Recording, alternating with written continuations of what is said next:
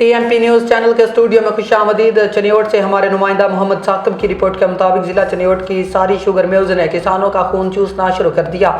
गन्ने का rate LP ज़्यादा थी, 500 रुपये एक मन का कम करके 400 रुपये कर दिया और शुगर मिल्स कटौती काट रहा है हर ट्राली से। ज़राए के मुताबिक हुकूमत वक्त ने जानबूझकर गन्ने की कीमतें खरीद मुतय्यन नहीं की।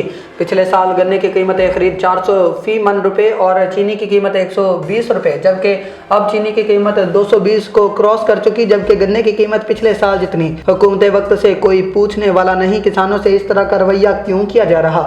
मरियम नवाज को किसानों की तबाही के मनाजिर देखने का मौका क्यों नहीं मिलता? गंदम किसानों से पिछले साल औने पौने खरीद दी गई, अब गंदम की कीमत दुगनी हो चुकी। गन्ने की कीमत कम अज कम 600 फी मन और गंदम की कीमत कम अज कम 4500 फी मन होनी चाहिए। अगर हुकूमत वक्त ने होश के नाखुन ना लिए, पूरे मुल्क में किसान बचाओ तहरीक चलाएंगे। मिन जानिब किसान इत्तेहाद पाकिस्तान रजिस्टर्ड चौधरी खालिद हुसैन बाट, जिला चनियोट, राय मोहम्मद इनाम, मोहम्मद अमजद, नौल, मुबशर हुसैन माहूम।